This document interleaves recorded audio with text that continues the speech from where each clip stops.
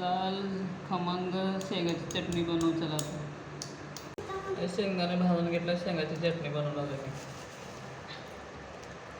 शेंगदाण्याची चटणी बनवण्यासाठी आता कुटून घेतलं शेंगदाणे, 4 पाकळ्या लसूण घेतला मी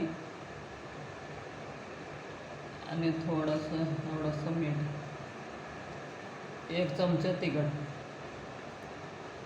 लाल तिखट टाकून कुटून घ्यायचं सगळं.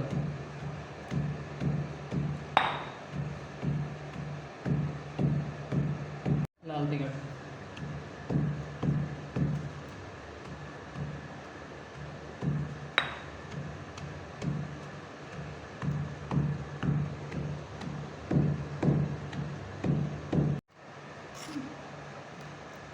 झाले. शेंगाची चटणी बनवून तयार.